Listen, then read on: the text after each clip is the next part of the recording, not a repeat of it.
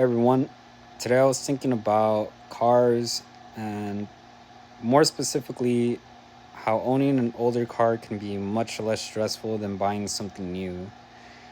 In my personal opinion, if you don't have double the money for what it costs to own a specific car, it's probably not the best idea to go and get one because you're always going to need money for an emergency, for literally anything that comes up in life.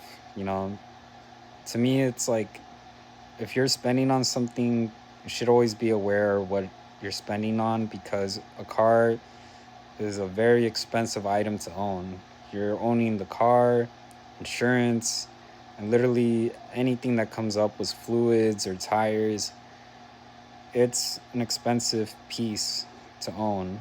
You know, it's like a miniature home on wheels, if I'm being honest with you. But um, yeah, it's always important to have a budget in mind. And if money is tight, I always recommend getting an older car that is reliable, like a Toyota or Honda.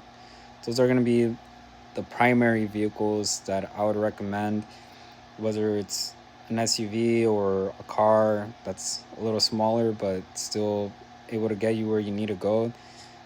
Those are the two best brands that I could recommend.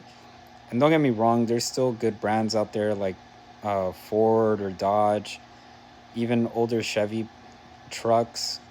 Um, you just have to do a little bit more research on that part if you're like going into a more specific brand, if it's American, because there are certain years that are not as good.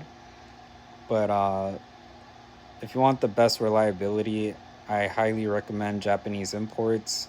And yeah, like if you were to get a new car, the only thing that I would say is that like you don't want to have double what the car is worth already saved up just in case. And maybe you can get away with having, you know, maybe not double, but like 1.5 times more what the car is being valued at.